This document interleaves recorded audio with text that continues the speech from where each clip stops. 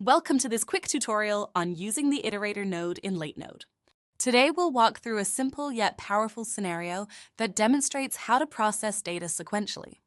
Let's start with our trigger on run once node. This is our starting point.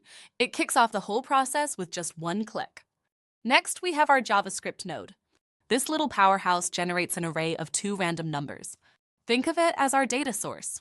In a real-world scenario, this could be a list of customer IDs, product codes, or any data you need to process one by one. Now, here's where the magic happens. Our Iterator node. It takes that array we just created and processes each element one at a time.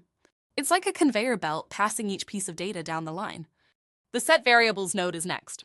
For each number that comes through the iterator, it creates or updates two variables, var0 and var1. This is super useful when you need to work with data piece by piece, like updating customer records or processing orders.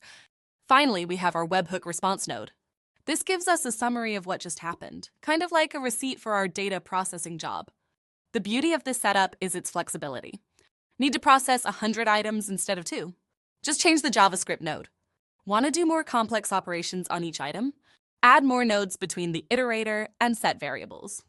This scenario is perfect for tasks like batch updates, sequential API calls, or any situation where you need to handle data one piece at a time. It's efficient, scalable, and keeps your data processing neat and organized. And there you have it, a simple yet powerful use of the Iterator node in Latenode. Happy automating!